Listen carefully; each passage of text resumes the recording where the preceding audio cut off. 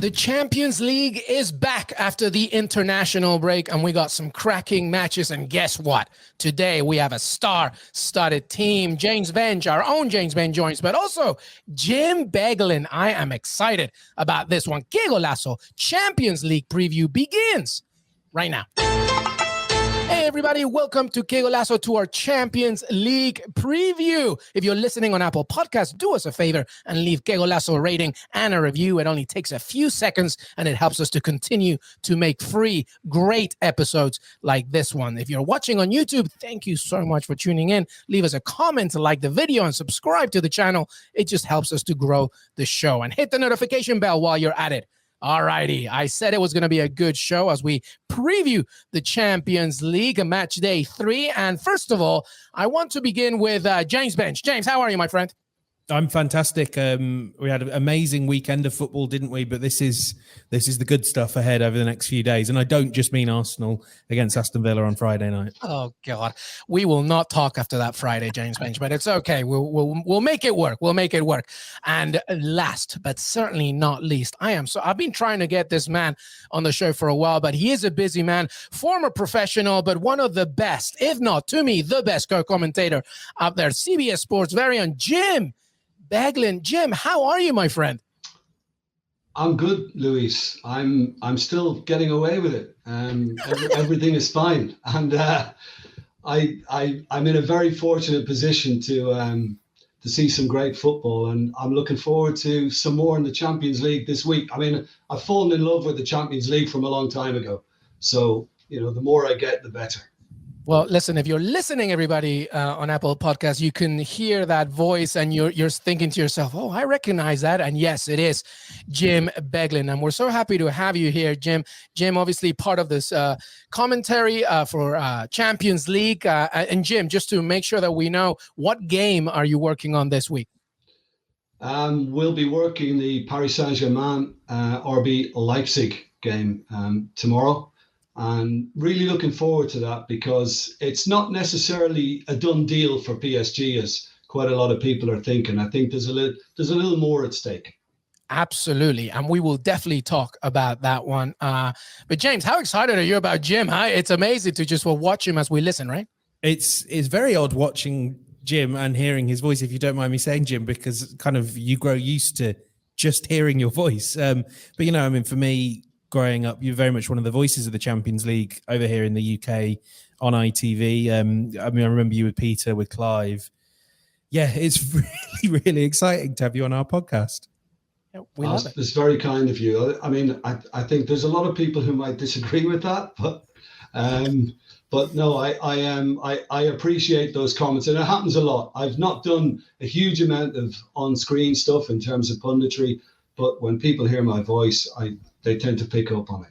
Well, listen, I don't know who's the crazy people that would not like this, but everybody's very excited that you're here, part of Qué Golazo, as we preview the Champions League match day 3. Right then, let's get to it. Let's begin with clearly, to me and to, I think, everybody, including our contributors today, Atletico Madrid against Liverpool. This is the game, Group B, of course, the group of death, Tuesday, 3 p.m. Eastern on Paramount+. Atletico very well rested, as their game against Granada was postponed this past weekend. Liverpool looking good, and they warmed up against Claudio Ranieri's Watford, winning tremendously. Another big scoreline there, 5 goals past Watford. And by the way, if you're listening to the pod as well, I just wanted to give you a very quick snippet of my chat with João Felix, the Portuguese 21-year-old star. Check it out. Liverpool also play a very aggressive system, just like Atletico Madrid, always physical, always in your face. Is this a good thing, do you think, to play a team that's somewhat similar? Jurgen Klopp and Simeone, very passionate, and both teams are very passionate. Is it good to play against a team that's kind of like you? I don't know, it will be good for us, but we know that they are very aggressive, they press a lot, and this can be good or can be bad for us. Them which the pressure that they do can get us a lot of space to play, maybe or maybe not, depends on the game goes, and we need to be prepared for both situations.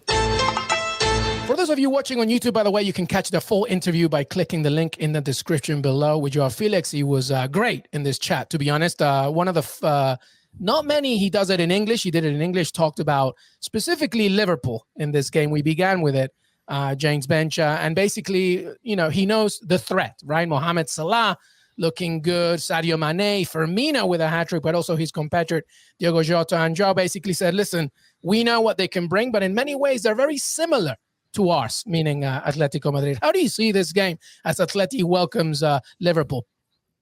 I mean, this is going to be really tough it'll be tough for Liverpool. I don't doubt that, but it's going to be really tough for Atletico Madrid. I think you could make a case that Liverpool right now, I mean, it's interesting hearing Jurgen Klopp was saying quite forcefully and consistently that Mohamed Salah is the best player in the world. I don't argue with that at all. I was at that Watford game. He was wonderful. He is, you know, he has added new things to his repertoire. He's a bit more of a playmaker, which helps Liverpool a lot when they've also got Alexander-Arnold and when they've got the midfield. I think that this whole team might be the best team in Europe right now, or very much in the conversation for being at that level. You look at the players that will come back in on Tuesday. They'll have arrested Alisson and arrested Fabinho. They didn't play at the weekend and were out in Madrid. And it is that, you know, it is almost the entirety of that great Liverpool team that really got decimated by injuries last season. They're playing some special attacking football. You know, if you look at the XG numbers, they're by far and away the best in the Premier League, leading the way in the Champions League as well. They create so many shots for each other. It seems like whether it's Jota or Firmino, I think Jota might start on Tuesday. But whichever one it is, that they click together, and I think with Jota that's really impressive. And yeah, I mean, Jim knows a lot about excellent Liverpool teams. I don't know what his view on it is, but this is one of the great Liverpool teams personally. And I don't remember the teams of the 80s, but it's really special. Yeah, no, I concur. Jim, what do you think about Liverpool, as you know them well as well? Yeah, I mean, people always accuse me of bias, of course, because it's my former club, but they're in scintillating form right now, particularly away from home, as James mentioned. They're scoring goals for fun. I think going to Atleti as well, I think they'll have that irritation in the back of their minds about the fact that when they went there 2 seasons ago and they lost unluckily. I think maybe Atletico Madrid that night were a little fortunate with the goal they scored, considering Liverpool had most of the play. But of course, Atleti did wonderfully well in the second leg at Anfield, and they ousted Liverpool from the competition. But like Saturday when they went to Watford, the last time they'd been there, they were beaten 3-0. And I think, they had again that drive, that determination that it wasn't going to happen again and they were going to make amends. So I think a similar attitude will be needed very much, because I think like 2 seasons ago, I think the games will be very similar. I think Liverpool will probably enjoy most of the possession. And I think Atleti, as usual under Diego Simeone, as we've seen, will be defensive, resilient, aggressive, abrasive, and just kind of waiting for those little moments with Joao Felix and Luis Suarez, who's still doing the business. So, of course, it'll be tough. It should be. It's elite Champions League football. But I think Liverpool might just have an added edge this time around. I really agree with everything Jim was saying there. And definitely you could sense at Watford that they could have taken their foot off the gas after the first goal, really. But there was some unfinished business there, and they were very much out to inflict some misery on them. And I'm sure they will be the same against Atleti. I suppose it's also worth saying that this Atletico team have not been great in those first 2 games. Against 10 men, they really struggled in that AC Milan team. Just to break down an opposition, I think maybe a team like Liverpool suit them better as opponents, in that Simeone can sort of run it back to basics, more of a rigid 4-4-2, 2 banks of 4, challenge Liverpool to break them down. I'm sure Liverpool will break them down at some stage. But, Atleti look in Europe at least, they look a bit uncomfortable being asked to dominate the game, to be protagonists. I think it might suit them. But equally, you know, that game against Liverpool for this generation of Atleti, it's probably the only major European tie they've won. Luis, correct me if I'm wrong. This sort of big game against a big opponent. They've got a lot to prove as well. But I can't look past Liverpool on this. I think they're wonderful. Yeah, I'm gonna make a case for Atletico Madrid here, everybody. First of all, like I just wanna, listen. Like I agree. I think Liverpool, to me, are the best team in Europe right now. Mohamed Salah is the best player in the world. But I think something that's very important about Atleti, specifically what I saw from Barcelona, is how that midfield system working, to support players like Joao Felix and Luis Suarez. And by the way, the really versatile Thomas Lemar, who they make this really beautiful triangle. You know, Rodrigo de Paul and Carrasco. Their most important job is to make sure that they anticipate this press from Liverpool. If they can do that, and De Paul, to me, I was watching, obviously, the World Cup South American qualifiers. This is obviously Messi's the king, but that Argentina side, that's De Paul's side. And if he can imitate that against the Liverpool side, then maybe, I don't know, I was a little crazy here. I predicted 2-0 in our predictions. I don't know if that's going to happen. You definitely see a winner here, Jim, no matter what, or do you maybe think that Atleti can pull something? No, I don't. I think it could well end up a draw, because it is one of those tough fixtures. And if you are going to side with one or the other, then I think the margin of victory will be very tight. I think it's one of those occasions. There's no huge pressure on it, of course. They both play each other in the middle of the group. It'll be Atleti going to Anfield next. So, obviously what's around it, we'll be hoping that there are 2 draws in these two fixtures. So as that ground can be made up by maybe Milan or Porto, we'll have to wait and see on that. But essentially, you're probably looking at the end of the group, it will be Liverpool and Atletico Madrid in whatever order, and going through to the knockout stages, and Porto and Milan just fighting for a Europa League place.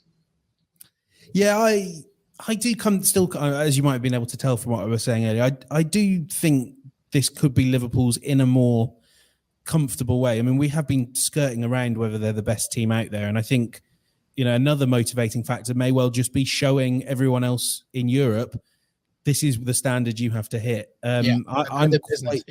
I'm quite optimistic on them. I don't think it will be a thrashing. I predicted 2-0, and probably that second goal comes a bit late because you've got to do well to score against Jan Oblak. But I do think this feels like the moment that Liverpool look to step on the gas at home and in Europe and really remind everyone of what a special team they are, and they're doing that week in, week out. So I think they're gonna win this and take control of the group.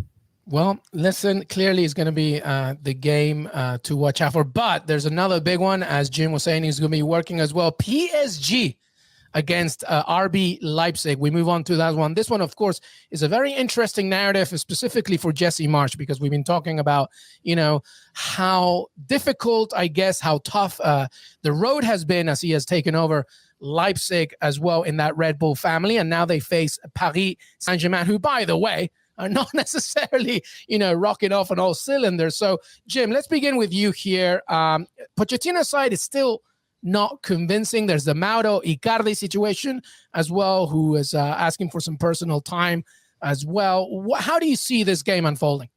Well, it depends whether Jesse Marsch wants to go chasing things. And it depends on what version of Leipzig is going to turn up in Paris, because at the moment, they're roller coaster material. We're looking at extremes at times from this Leipzig side.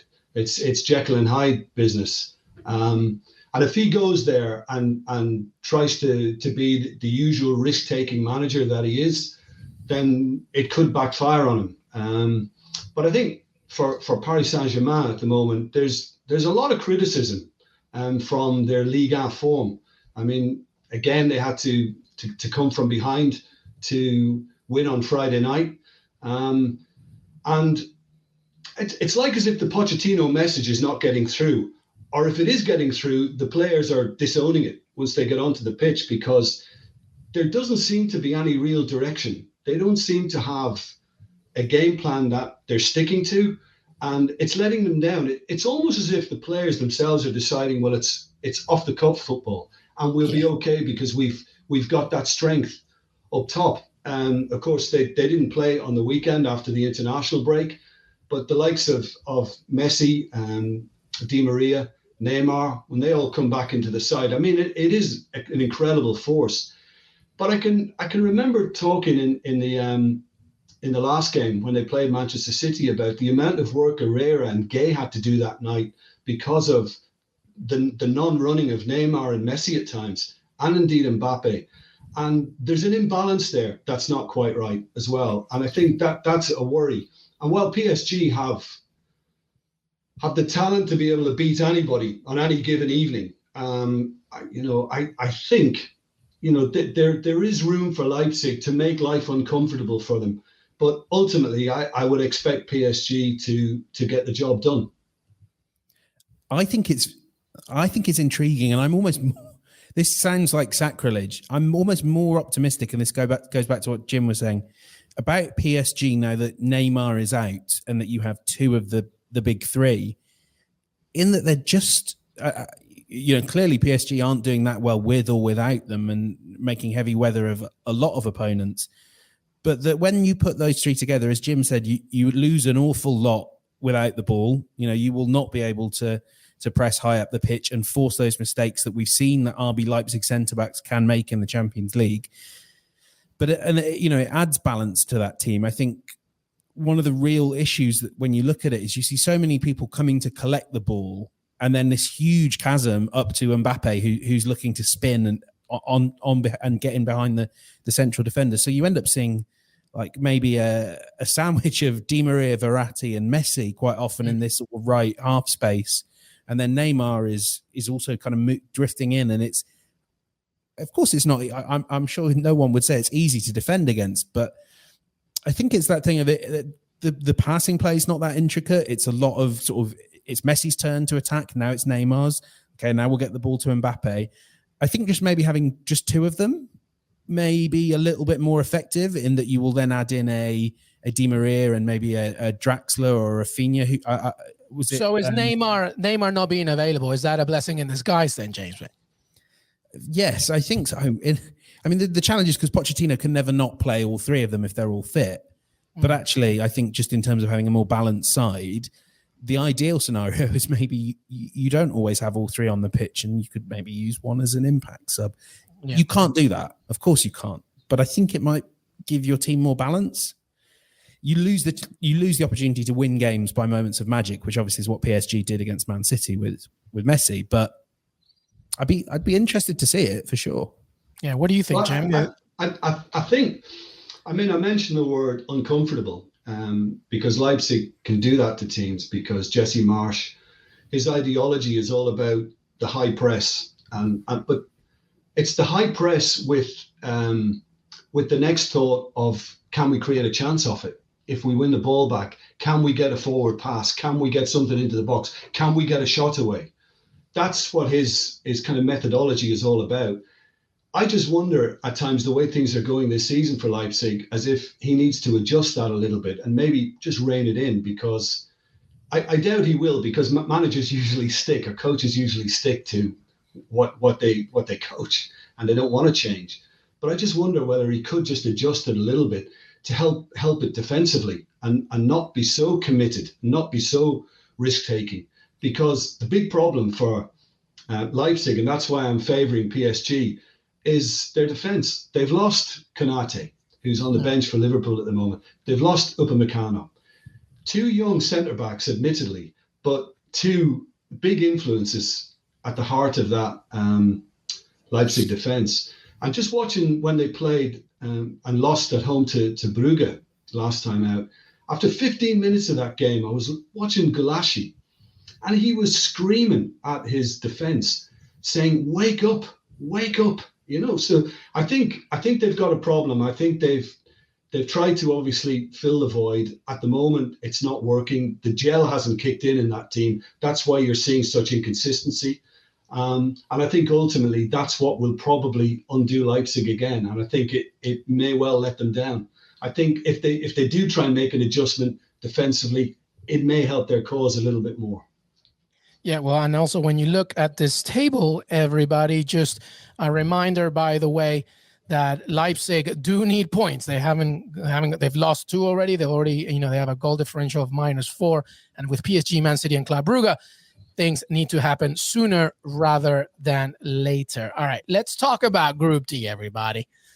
James, Benge, and I will be very happy to begin here. There's a new sheriff in town. First of all, Moldova aside, they have a Peruvian, all right? So Gustavo Delanto can do no wrong in my eyes. If you missed it, by the way, after beating Real Madrid, he was interviewed at the airport, and he's just so charismatic. I mean, how could you not be? You're Peruvian. But the fact that Sheriff did that at the house of Real Madrid is already proving the fact that there might be a shocker here as they lead the group. Jim, let's begin with you. And then James Benge, let me ask you more, because I know how you feel about Sheriff. But Inter Milan against Sheriff, is the run going to continue, or is the balloon going to pop right here?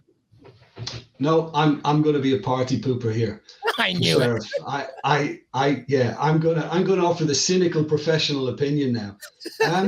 Well, I mean, Inter are only on 1 point, Luis. Right. So straight away, Inter have got to get their act together in terms of Europe. It didn't work out for them last season again, so they've got to up their game. They're the highest scorers in Serie A at the moment, and I expect them to give Sheriff a hard time. Sheriff, you have to admit, they're not too bothered about the ball. They're happy to get behind it in numbers and do their thing, all that discipline and absorb what they can. And having watched the highlights of the Real Madrid game, Lady Luck was very much on their side too. I mean, how Real didn't get a second or third goal that evening, I still don't know how. And things went for, I must admit, their goal scoring is very clinical. It's very good to watch. But I know you're talking about the Peruvian, Delanto at centre back. Cristiano at left back has caught my eye. He's got 3 assists already. I think he's been incredible so far. I just wonder where he might end up in the not so distant future. But yeah, I think it's still asking an awful lot. Listen, I would love it. I have nothing against Inter Milan. I have nothing bad to say about them. But I would love it if Sheriff could manage to keep the fairy tale going and just excite the whole of Europe and keep us all on our toes as to what to expect next. It would be quite incredible if Sheriff Tiraspol ended up in the knockout stages of the Champions League. But I'm going to go back to my first sentence in that party pooping. I don't think it's going to happen. So I should probably let Jim. Jim won't kind of know why Luis is so convinced I'm so in love with Sheriff. Having watched their qualifying rounds, we're doing our pre-tournament predictions and kind of thought, well, I might as well swing for the fences on this one. And I did predict that Sheriff would get out of the group. It's what I'm feeling quite smug about now, because you look at it and they maybe only need 4 points from their remaining 4 games. I completely agree with everything Jim said. That particularly that Real Madrid game was almost. You're right that they do not want the ball at all. They're more than happy without it. Having said that, aside from that Real Madrid game, they've been excellent at not giving up good shots. I mean, they led for a long time against Shakhtar Donetsk, and Shakhtar got nowhere near the goal. And actually, until they took the lead against Real Madrid, they had Real Madrid at arm's length. And I think it was just that thing of they awoke the dragon. It was all too much. This was a team at a much higher level. I think they can certainly give Inter Milan a game. Inter have looked very good in attack, as Jim says, but a little bit vulnerable at the back in recent weeks. And I think if you look at the pace of someone like Adama Traore trying to stretch in behind that back 3, I mean, it's all a long shot, and it kind of requires a few exceptional performances from the goalkeepers, from the defenders. But they do at least have a game plan that could work, where they just, I think, presumably they just infuriate the opposition by not wanting the ball. But Adama Traore just herring at them at every opportunity. And that's all we need, huh? Another Adama Traore going at you. Can you imagine what it's going to be like when they come up against the Premier League team and they go, I've had to play Adama Traore twice this season already. Now I've got to do it again. Well, I just hope that, you've been very complimentary about it. I just hope that they keep that spirit, and I think they keep that momentum and that confidence in the dressing room, and they don't suddenly start thinking, what have we done? Yeah. What have we done? You know, Yeah. we've beaten Real Madrid, you know, lead winners of this competition. Incredible over the years. We've gone and done that. And here we go, San Siro. And I just hope that they don't let the expectation maybe get to them a little bit now. And Yeah, I guess maybe the other challenge they might have is, I don't know if Real Madrid did, but no one's going to take them lightly from now on. Once you've beaten Real Madrid, that's it, you know, and you are very much in the mix. Inter Milan will be looking at this thinking, if we take 6 points, everything's back in our hands. We've kind of quietened down the problems for now, but they will know what happens if they drop any points against Sheriff. So agree with Jim that this could be a wake-up call moment as well. I do hope not. Yeah. But isn't it lovely? I mean, you just said 6 points. Sorry, Luis. No, go ahead. When you look at the tables, all the groups after 2 games, Bayern 6 points, Juve 6 points, Ajax 6 points, Dortmund 6 points, Liverpool 6 points, Sheriff Tiraspol 6 points. Brilliant. Brilliant. I think I just wanted to echo something that you said, Jim, about, you know, kind of like, you know, not waking up one day and going, oh my God, look what we've done kind of thing. I see this team as Wile E. Coyote when he's chasing the Roadrunner. You know, he runs out of the mountain is out. He's running in the air, and he hasn't realized yet that he doesn't have any ground below. And the moment he realizes it, he falls down. That's Sheriff right now. Don't look down. Just keep going. What's funny about Sheriff is that they're actually a super, and I don't mean to be patronizing, a very simplistic team. They get the ball, and the first thing they want to do is go wide. You know, Cristiano pushes up, look for the goal, and almost all of their goals, or at least almost all of their threatening opportunities, have been in such a conventional way. Now, the problem is, to your point, James, Inter Milan know what's coming right now.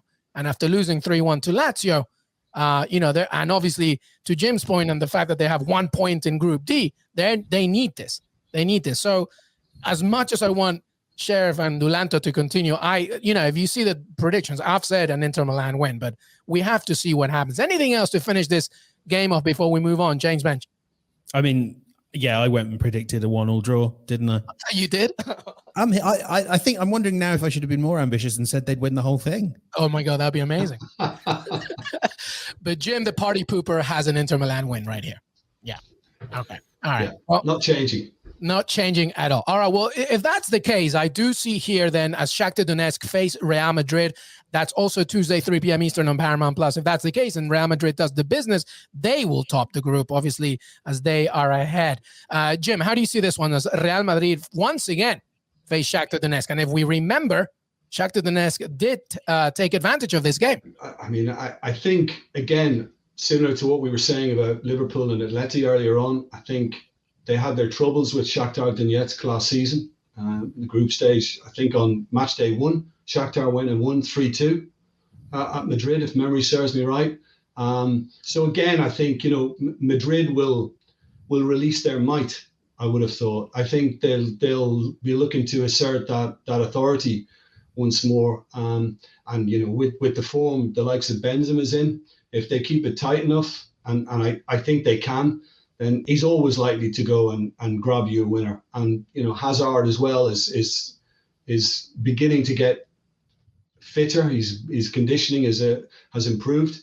So, you know, all of that I think has to go in Real's favor. Yeah, I mean, it's quite a hard one to read with Real, isn't it? Because we haven't seen them play in a very long time. I know we were saying for Atletico that this could be an advantage, but correct me if I'm wrong, Real's last game was that 2-1 loss to Espanyol as well. So, yep, their game was postponed this past weekend as well. That's correct. Yeah. Of course, that could help a great deal, but equally, you know, it's been a long time stewing over those results. I mean, Jim will know far better than I what the impact of that is for a player. I wonder how negative that might be, and whether they kind of will have got out of this cycle. I'm sure these are Real Madrid players. I'm sure they will have. Yeah. Well, the one thing that it needs to be reminded, though, is that in the Champions League, you know, Real Madrid, you know, they do need this win because, as Jim mentioned, obviously things are very, very tight. But Karim Benzema, clearly one of the best, if not some would say that maybe the best player in the world right now. The things that he can do and turn it in just a second, in a heartbeat, will be a key differential there for Real Madrid as they visit Shakhtar Donetsk. We're going to take a break, everybody. When we come back, we will return to discuss the rest of the action, including Wednesday's action, as the circus that it will hopefully be when Manchester United hosts Atalanta, and much, much more. Qué Golazo Champions League preview. We'll be right back. Welcome back, everybody, to Champions League Qué Golazo preview here with Jim Beglin and James Benge. Luis Miguel Echegaray here. All right, let's talk Manchester United. The vibes, as James says, that are Manchester United and Ole Gunnar Solskjaer against Atalanta, Wednesday, 3 p.m. Eastern on Paramount+. James Benge, let's begin with you because we love to talk about United. And Jim, I'm sure would love to hear this, but we basically don't think much of this team or Ole Gunnar Solskjaer, to be honest with you. It's based a lot on individuality, but let's see if things can be proven wrong as they face Atalanta, as they won 4-1 against Empoli this past weekend. But this is a big game for everybody concerned. James Benge, Manchester United, Atalanta, what do you see? I mean, I should say to Jim, we might not like the team. We really like the players. We think there's they're great. Some world-class players there. It's just not much. There isn't a team. Yes, exactly. Not a team at all. Equally, I have a little sneaky. There's two things. Because it's not a team, you end up kind of getting dragged into these. You end up talking about them as a soap opera. And that's kind of how I'm almost perceiving Man United right now. So I'm looking at this going, well, I don't think we're ready for the big dramatic twist of Ole losing his job yet. So he'll probably get the win now because they do seem to pull out results when they need it. Maybe that's just the advantage of having individual talent. Of so much of it is that, you know, when the chips are down, it can really turn up and win games for you. Equally, I think Atalanta are a team that are willing to commit numbers high up the pitch to try and win the ball back. That is the sort of team that United can play quite well against. We've seen that with a team like Leeds, maybe, that actually give them space to push the ball into, let them get into one-on-one duels where they can beat their men. And that suits United. The individual quality shows in those sorts of games. So I'm relatively bullish on United going into this game. Atalanta are a bit in and out, and probably much like United, a little bit hard to put your finger on this season. But, I mean, the table's flashing up there. Trailing young boys and a defeat against Atalanta would really put them behind the 8 ball in this group, no matter the result in the other game. So this is a huge game, really, really important. It could change the season, could define this manager's long-term future. I mean, big stuff. Big stuff. Jim, talk to me about this game. Do you see Manchester United overturning this, this bad run? I guess week run, they lost 4-2 against Leicester City. Some shocking defending. And to be honest with you, Leeds United or not, Atalanta style or not, that's kind of the last thing a team that's not good defensively wants to face. What do you see here at Old Trafford? Well, I'll start with an angry dressing room because that's what the Manchester United dressing room should be after the weekend. I mean, I like the general consensus is that they've got the talent, they've got the ability in the side, but it hasn't formed itself cohesively, and that's where they're at the moment. Manchester United, there seems to be no exact direction to what they're doing. I take it back to Ole Gunnar Solskjaer. I remember being in Cardiff when he came as temporary manager. They won 5-1 that day. And he'd spoken that day about how he envisaged his Manchester United. And it was obviously very akin to what Sir Alex Ferguson had achieved back in the day. Risk takers, courage, entertainers, players that could bring excitement to the game. And we were all kind of looking forward to wow. And of course, they hit 5 that day. For a while, I think on that run, they didn't play anybody of note. And then I think they went and beat Tottenham at Wembley, and everybody thought, oh. But I think if any identity has settled in, going back to what James has just said, then it's probably Manchester United on the counter-attack. And in bigger games, we have seen a lot of that. And James referred to the fact that Atalanta are gamblers. They love to go very high too. And that could play into Manchester United hands. That with the mental determination to recover from what have they lost? 4 in the last 7 now in all competitions, you know, and that wasn't a good performance either again at the weekend. And there's an awful lot of this now from Manchester United. You know, the performances haven't got the substance. And I would have thought the board would be taking much more notice of that, thinking it's far more serious. He's 3 years into his reign now. And what I've just mentioned about before that Cardiff game, and subsequently he obviously became the permanent coach, we're not seeing any of that. We're seeing absolutely none of that. I want to see that Manchester United again. That'd be great fun to watch, great fun to work on. But they're nowhere close to that. And it has to be getting to a much more serious level, no matter what's coming out of the boardroom right now at Manchester United. Well, I mean, I think it's a perfect way to describe it. And in fact, it's funny that you say that, Jim, because, you know, Ole Gunnar Solskjaer, managerial aside from his Cardiff days, 2 things. One, when he beat PSG, it was basically the momentum that gave him the full-time job at United. And 2, he should know this kind of exciting, entertaining, courageous type of team. He played it himself for Sir Alex Ferguson. So sometimes it becomes a little curious. We had Fabrizio Romano earlier, of course, in the week to discuss the fact that the board of Manchester United continued to back him. Obviously, it was just only 2 months ago that he was given a contract. So, you know, it will be intriguing how we get to see this game. Atalanta, as you mentioned, James Benge, have been inconsistent. So I do see, hopefully, a lot of goals for the neutral, but one of these games with Manchester United takes the win. James, a quick prediction. You see the same thing? Yeah, I do lean towards that. I think, and just very briefly going back to what you were saying, I think everyone at United seems to be most scared of all of just admitting they've got something wrong. And I think that everyone's just looking for little ways out. Yeah, I do think they'll get the win here. Jim perfectly explained those underlying issues, and none of them will change for a very long time, or at least until they spend some more money or change the coach. But yeah, I think it'll sort of they'll edge this one, maybe 1-0. Jim, it has to be better. It has to be more convincing than Villarreal. They could have been 3 goals down at half time. And of course, they eventually carved out a win for themselves. But I think all those Manchester United fans turning up on Wednesday will want to see a conviction in their game, and something, you know, much more convincing and hopefully for them a little more entertaining.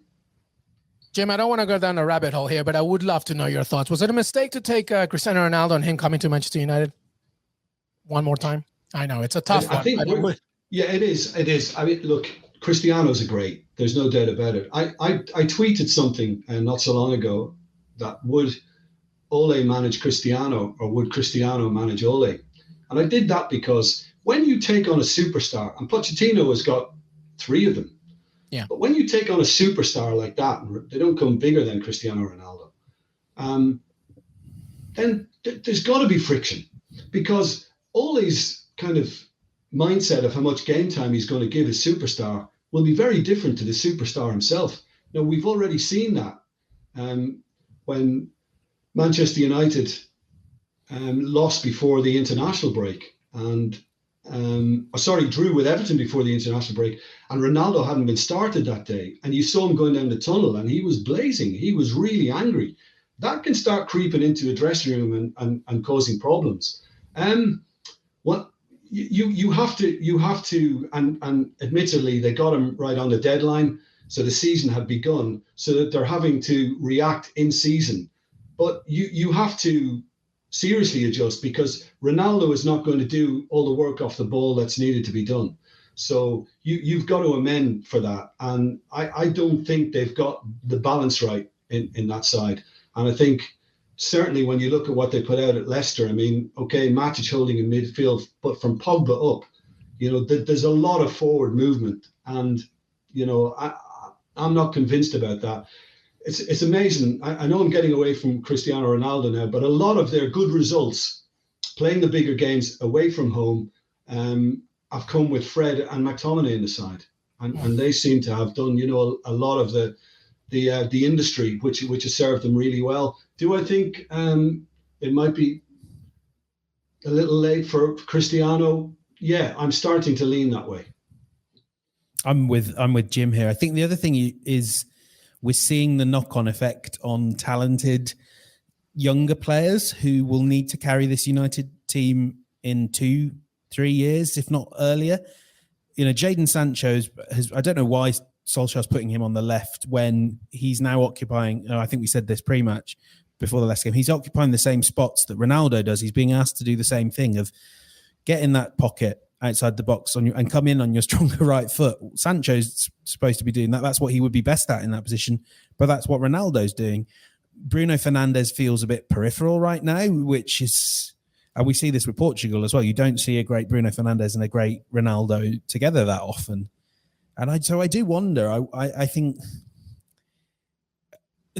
sacrificing at least two of your other attackers to serve Ronaldo getting you a goal a game, I wonder. I'm like Jim, I am kind of wondering if the negatives of having him in this team are maybe starting to outweigh the positives.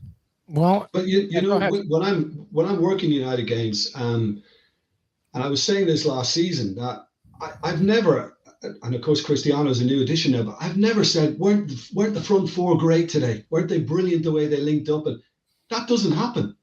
That doesn't happen. You might have one or two of them that are at it, and the other two that are kind of borderline, you know, away from things. And I think the same is the case again now. You know, if Cristiano steals the headlines, Sancho will have been disappointing. And if somebody else like Greenwood steps up, then Bruno has had a quiet one. I don't think they've ever really knitted all that together and made it count as it should, because the talent is fierce. Yeah, well, that's how it all began, right? Whether this is a team or just a collection of individuals. But one thing is for sure, Manchester United needs some results, and they face Atalanta. So we will maybe see some goals and maybe a win for United, but time will tell, as they are in third place in Group F. Right, let's not be too long on this one, and I don't think we won't be, but Chelsea host Malmo. They're pretty much known under Thomas Tuchel to just making it a conventional victory every now and again. Do you see the same thing here, James Benge? I believe that you might be on the game as well. Maybe, we'll see. Yeah, I think this will probably be a pretty comfortable win because Malmo just aren't quite at that level. But I think we have to be very clear that Chelsea are not the team they were even a few weeks ago. The defence is looking a bit porous. I know that against Brentford, it wasn't a full strength defence, but you know, Thomas Tuchel prides his team on we don't let the opposition have touches in the box. We don't let them have shots in the box. And the last few games, there's been a lot of that. And that hasn't been counterbalanced at the other end by much more high quality attacking football. So I'm sure this game will be fine, but you know how high, Luis, I was on Chelsea at the start of the season. I thought they were the best team in Europe. I'm feeling a bit foolish now. Something's not quite there. I don't think it would take much to get it back to how it was. But yeah, it's not quite clicking at the moment. What do you see, Jim? I see a routine win. Simple as that. I think by now the Malmo dressing room will be thinking, we don't belong at this level. They've lost 3-0 at home to Juve. They've lost 4-0 at Zenit. I think they'll be hoping to keep the numbers down at Stamford Bridge, and I think Chelsea should be looking for a comfortable stroll. Yeah, and as we look at Group H, of course, Chelsea they've lost one and won one. They lost that game to Juventus, of course, and they do want those wins. And you would think that a victory does come here. All right, I wanted to finish today by just discussing Group E, because specifically really about Barcelona. Benfica faced Bayern Munich Wednesday, 3 p.m. Eastern on Paramount Plus, and Bayern Munich did the business against Bayer Leverkusen. 5 goals in the first half, ended up 5-1 against Benfica. But Barcelona, as they travel, or I believe they host that one. No, Des Norris, we have to double check that one. They do host that one as they face Dynamo. They do need a win here. They're last in Group E. They've lost 2 games, a goal differential of -6. Is it too late for Barcelona, Jim Beglin, or can things work out for them? Can they revive themselves once again, and will they get out of the group? It's not too late. It's critical, but it's not too late. I think it was last season, Peter Drury mentioned a lot of stats about, I think Juventus picked them, didn't they, for the group last season. Juventus finished ahead of them in the group. But I think prior to that, it was in the teens. They in successive seasons, they won their group and into the knockout stages of the Champions League. they've been phenomenal. It's hard to compare what we're seeing now to what we've seen so many years down the line. All that kind of fabulous football we saw has kind of disappeared. But I go back to what you've just said, Luis. It is a must win. It's a must win at home. It's a must win in the away game, and then it's going to be a must win at home to Benfica, because they've got to go to Munich in their final game. So they've got to get their business done now. They've got to be thinking 9 points and hoping that is going to be enough to take them through. Based on the fact that Bayern Munich had quite an easy job in beating Barcelona to start off this particular group. So some more good news as well in the sense that Ansu Fati is back involved. We saw Sergio Aguero come off the bench for minutes, but it's a start. And it might take him, usually when he was injured at Manchester City, it took him about 3 or 4 games. Maybe the same will apply this time around. He's not getting any younger either. But that is offering them more hope. And maybe revitalize Dembele's game, and they could bring more to it. But I think I have a little more faith in what Barcelona might be able to achieve against lesser opposition in the Champions League than I did when I first saw them this season against Bayern Munich. Yeah, I completely agree. And I wonder if come the end of the group stage, we might look back on that opening day draw for Benfica with Dynamo Kiev as something that really saved Barcelona's bacon. Because as Jim said, they've got to get 9 points from their next 3 games. I think, let's be realistic, they're probably not going to overturn that head-to-head with Benfica after losing 3-0. So they're going to need favours from elsewhere and to do their job excellently. And who knows, maybe even get some points off Bayern as well. But Jim, while we have you as an expert who knows the game far better than either myself and especially than Luis, I put out a bit of a joke tweet after the Europa League, the second round of Europa League games. Obviously, it looks like West Ham are going to be in the round of 16, and quite possibly, it looks like Barcelona are going to be in the Europa League as well. So, Jim, who would win a Europa League game? Let's say it was right now between Barcelona and West Ham. Who wins that tie? Wow, there's one out of the blue. Throwing that one.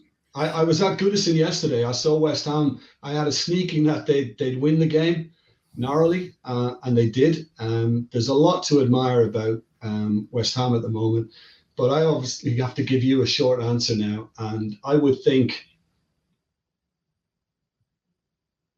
Barcelona. Oh, he had a pause there. Doesn't it depend? I feel like it depends if actually no, it doesn't really matter, right? London Stadium doesn't really give you that many. If Michail Antonio is up against that defence, well, are we talking 2 legs? Yes. Okay, yeah. Well, that's why I went for Barcelona over 2 legs. I thought they might just have enough, but it wouldn't be a dawdle. It'd be far from a dawdle. Because to say West Ham had an awful. I mean, Rice was majestic again yesterday. Ogbonna getting the winner. So far missing, but I love what he brings to the team and his determination, his grit. He's kind of a never say die type character. And Antonio, a big admiration for him and the way he operates as a lone striker in that team. Bowen, Fornals, Benrahma. Yeah, they're good, but I think Barcelona might just edge it. It would be a fun game for sure. And by the way, as Barcelona, have a must-win here in the Champions League, they have Real Madrid in the weekend. So this schedule for Ronald Koeman is not going to get any easier before it gets tougher. Right, that was our Champions League preview. Fantastic stuff. I want to thank Jim Beglin. Jim, thank you so much for being part of the show, my friend. Thank you for inviting me, Luis. It's been a pleasure. Thanks, James. Enjoyed it. James Benge, as Jim says it, I echo it. Thank you so much for being here once again, my friend. Always a pleasure. Always a pleasure. And by the way, everybody, thank you so much. We're going to be going live again on Tuesday and Wednesday to recap the action from match day 3 of the Champions League season. And if you're listening on Apple Pods, do us a favor, leave Qué Golazo a rating and review. It only takes a few seconds, and it helps us to continue to make free episodes like this one, James Benge. Thank you, Jim Beglin. Thank you, Luis Miguel Echegaray here saying thank you. Enjoy the Champions League action only on Paramount Plus and CBS Sports. We will see you next time. Have a great one.